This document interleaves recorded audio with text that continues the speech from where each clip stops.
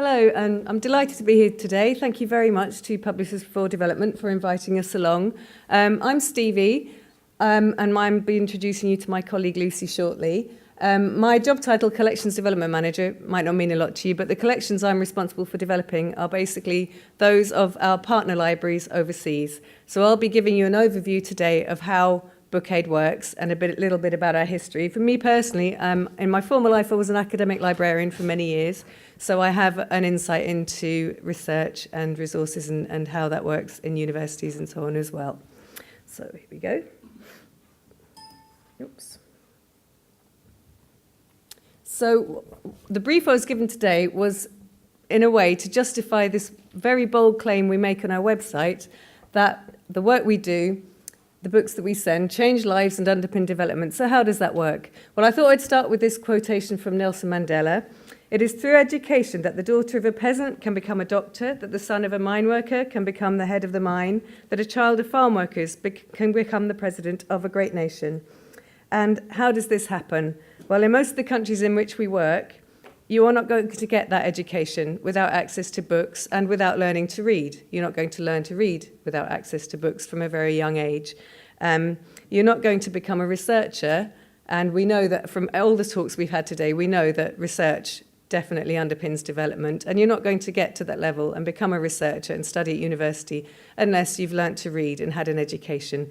And in many of the countries in which we work, rightly or wrongly, the language of education is English when you get to the higher education. So unless you've had that initial literacy training and learning to read and access to books and reading, you're not going to get to the level of being a university researcher. So that's how I think that the books that we send, help to change lives and underpin development.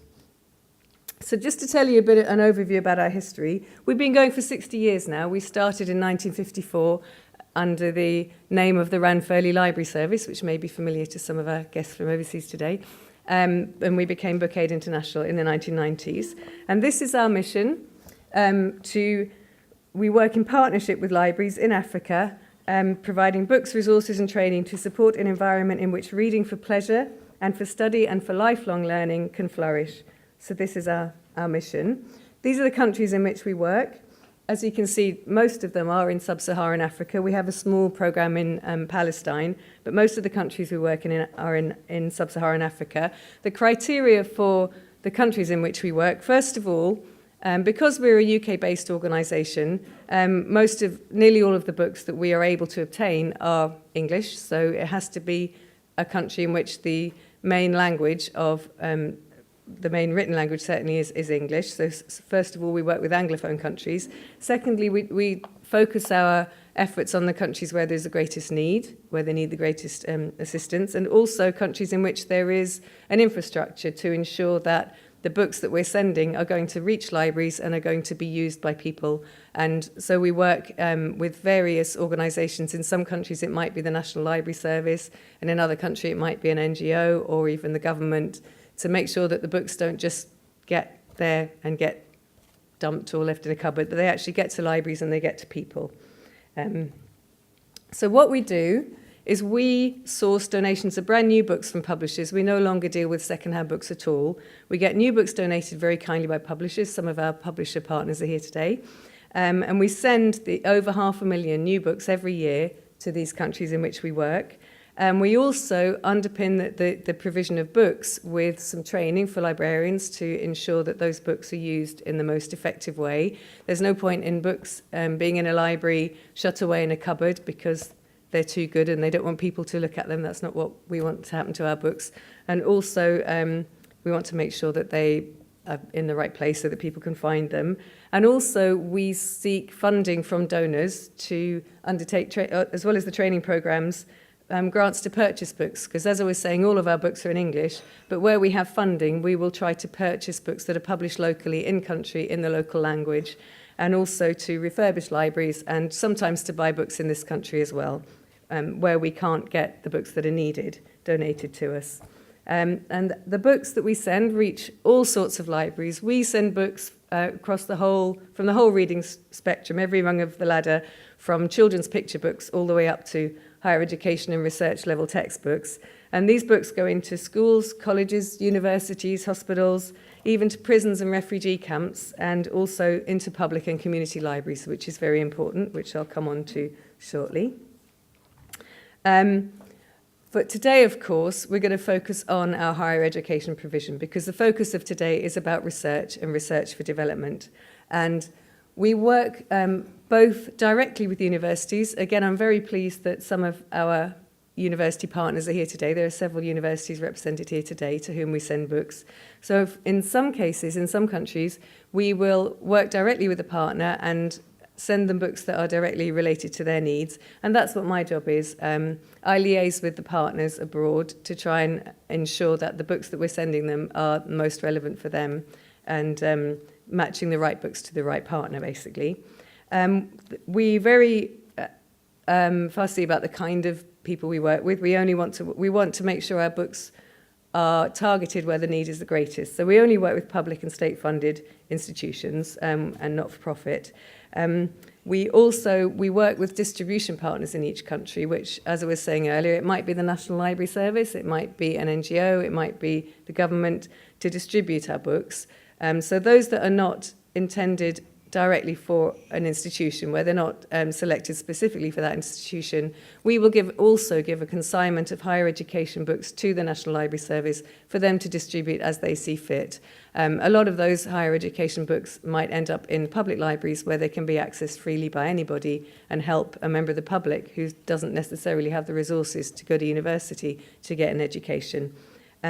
So the way we work with our partners is that every year we ask them to complete feedback forms for us so that we can find out how effective the books we sent them have been and what worked and what didn't work so well, and also to tell us what the book requirements are for the coming year, so that we will then target our requests to publishers to what we know the needs are, and again try to match up the books we have in stock to those that are needed by our partners.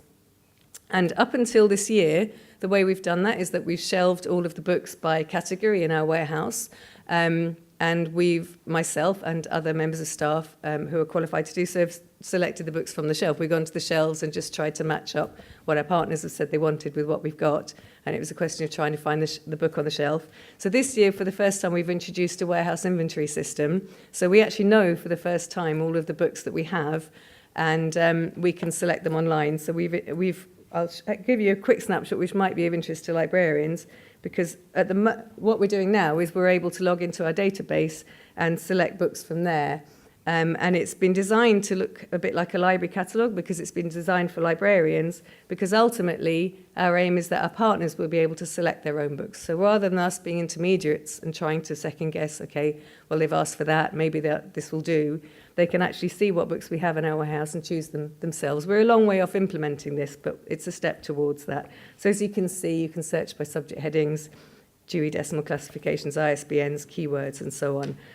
For publishers in the audience, I put in the BIC classifiers there. So our subject headings, the data about the books is based on the Nielsen book data. I should say a bit about what we don't do. What we don't do, as you may have noticed, and as Lucy said in the introduction, is we don't do digital. Partly because, especially in higher education, access to digital resources is already being adequately undertaken by organisations such as INASP and HINARI, so we don't feel there's a need to reinvent the wheel there. So we're focusing our resources on the demand which still exists in the countries in which we work for printed books. As several speakers said this morning, access to e-resources is still not completely comprehensive across much of the developing world. Even in universities, so in some countries, access to the internet even is intermittent or non-existent. And certainly in a lot of the public and community libraries in which we work, there is little or no access to the internet at all. So we know that there is still a huge demand for printed books, and that's what our work focuses on. So last year, in this higher education sector, we sent over 112,000 books in these subjects. But it's not enough. It's really not enough to fulfill the need that's out there for textbooks, for which there are no resources either to buy them or to import them into the country. And as we know, I'm sure everybody here today is aware, in recent years there's been a massive expansion of the higher education sector in sub-Saharan Africa. There are new universities opening all the time. I get requests coming through our website for books from new universities popping up left, right and centre. And there's a huge demand that we can't possibly fulfil. And as a result of this, we've reviewed our higher education strategy over the last year to try and ensure that the book donations that we are very generously given by publishers are sent to the places and the institutions where there is the greatest need. So we are reviewing our strategy and possibly changing it. For instance, there may be universities we've been sending books to for decades just because we have a historical relationship. But perhaps that university is now well-resourced enough to buy its own books, and perhaps we should be focusing and targeting our donations to those newer institutions or younger institutions where the need is greater. So that's a process that we're undergoing at the moment. So just to talk a bit about the sort of research-related and higher education-related work that we do. In the area of health, and as we know, as we've seen from the talks today, research in health is absolutely vital for development and for eradicating disease. And one of the projects that we've been involved in, which was funded very generously by Elsevier Foundation, and we had Elan talking earlier, was the Health Hubs project in Kenya. And in Kenya, what we did was, working with the Kenya National Library Service, we targeted 15 public community libraries in Kenya and provided them with 500 donated books for each library, most of which were from Elsevier. And these are up-to-date medical textbooks in all different subjects. And we also provided training for 30 librarians in the use of these resources, because these are public librarians. They haven't had the specialist medical health training in many cases. And the idea is that health professionals and the general public and people in that community have access to reliable, up-to-date health information, which in many of those places is the only access they have to such information. They don't have access to e-resources. And a similar project has now been undertaken in Tanzania, which Bookaid is not involved in the project. This has been done by the Tanzania Library Services Board. However, having met the librarians recently, they told me that, as you can see in this picture, all of the books they're using for that project are coming from Bookaid because they simply don't have access to any other up-to-date medical textbooks. Okay. Another case study of our work in higher education, this is one of our favourite stories recently, is Chief Masha Yomombe, forgive my pronunciation, of Zimbabwe. He's recently graduated at the age of 78 from the Zimbabwe Open University, which is one of our partner organisations, with a Master of Science in Peace, Leadership and Conflict Resolution. And there he is, getting his graduation ceremony. And he told us that two of the most important books that he studied during his degree were from Bookaid International. They were both on peace and conflict resolution. One was from Z Books and one was from Sage, who are two very important publisher donors from us. So that's one success story. And other stories I can tell you about the effectiveness of Bookaid International's work. As I was saying, we work with individual institutions, and Muhimbili are represented today. I'm very happy to see a colleague from Muhas here today. And we had a visit from the director of their library services earlier this year, who told us that the books they receive from Bookaid make up 80% of her collections because they simply don't have the resources to buy the textbooks that they need. And also, similarly, University of Zambia, who again, I'm very pleased to see we have a librarian from there here today.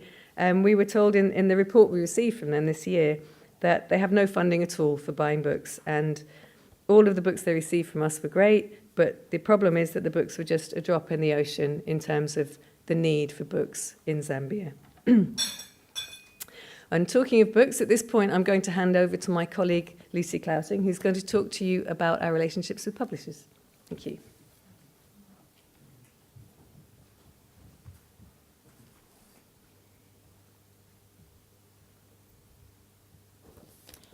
Hello, I'm Lucy Clouting and I'm the Publisher Relationships Manager at Bookaid International.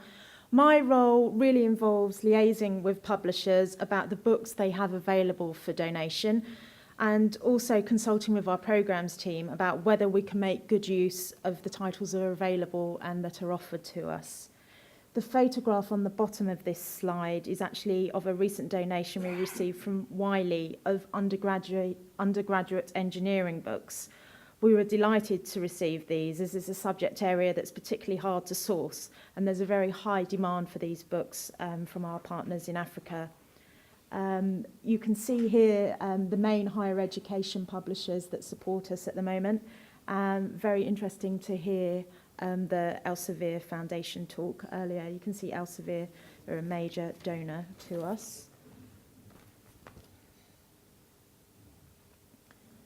Basically, Bookaid International would not function without the generosity of publishers. We are totally reliant on their donations of books. We simply could not supply the libraries in Africa, our partners there that distribute the books, without this supply of brand new, up-to-date books. So we'd like to take this opportunity to thank all the publishers that already support us, and encourage anyone else who would be interested to start to support us. So I am very much involved with speaking directly to publishers, as I mentioned, and that's not necessarily just the people at sort of corporate social responsibility departments or in the warehouses. It's anyone who works at a publisher, and we are relaunching a publisher ambassador scheme later this year. And how that works is that anyone within a publisher that has a particular interest in Bookaid can be the sort of internal conduit of information about Bookaid to their colleagues, and that might be about simply making them aware of our work, encourage them to maybe participate in individual giving schemes that are run internally. We also have fun things like a literary quiz night that we have coming up in October. We have an annual golf day, and we're certainly expanding our programme for publishers.